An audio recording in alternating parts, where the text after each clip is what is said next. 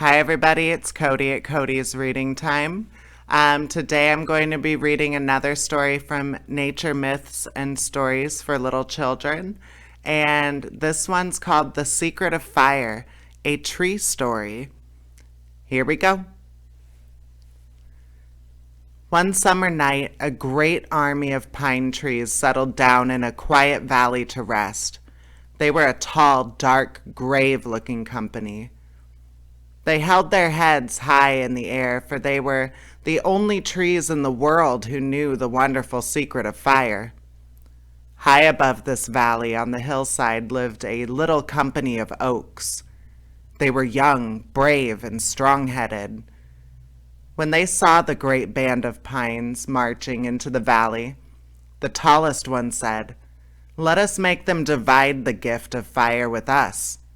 "No," said the oldest, wisest oak, "we must not risk foolishly the lives of our acorns. We could do nothing against so many."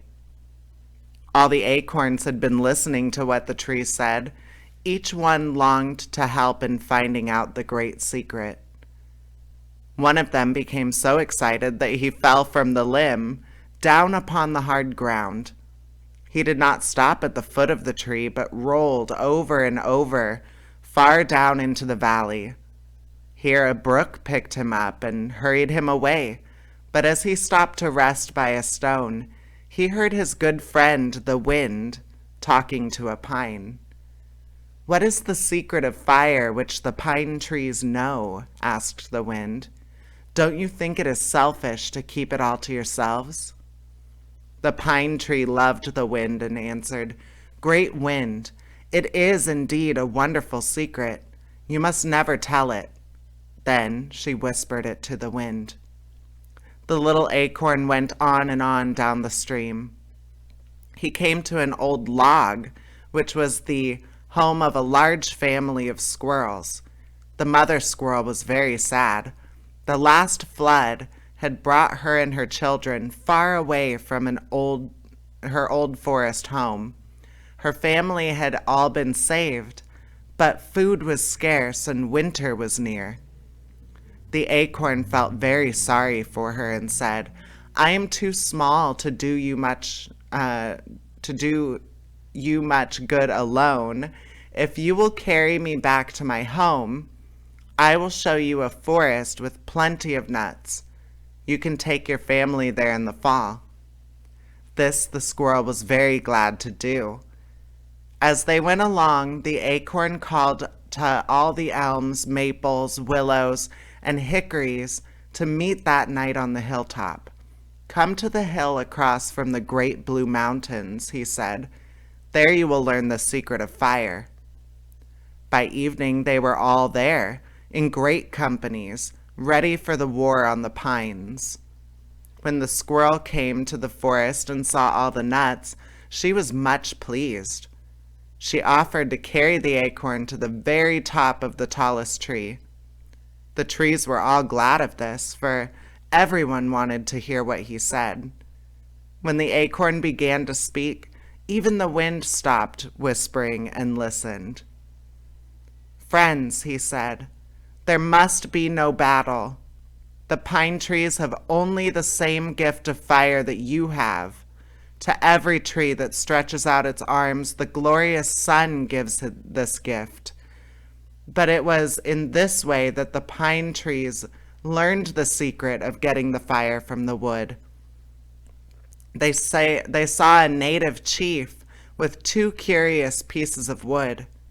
One was round and smooth, and the other was sharp-pointed. With all his strength he was rubbing them together. Soon he had worn a groove in the round stick.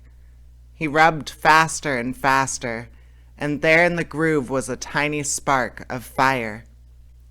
Then he blew his breath upon the spark, and a little yellow flame leaped out. All the pine trees saw it. "See, it is fire," they said. When the great company of trees had heard the acorn's story, they shook their heads in doubt. Then the acorn said, "This is the true secret of fire. If you do not believe Why do you not try it for yourselves?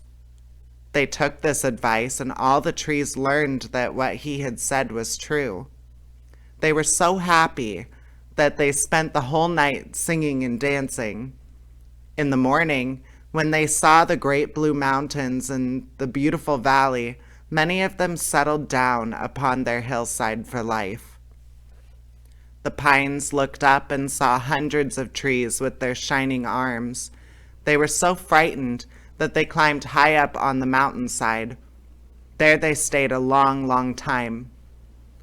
They grew sad and lonely and often sighed and wished for their old home and comforts, but they were brave and strong-hearted and helped each other. At last, some of them came down into the valley again. Through suffering, they had grown strong and unselfish. They gave their best trees to the people and their fairest to the children at Christmas time. Indeed, there is not a tree in the world today more loved than the pine tree, who first had the secret of fire. And that's the end of that story. I hope you enjoyed it, and please subscribe. I upload new stories every single day on my channel. All right, take care, everybody. Bye-bye.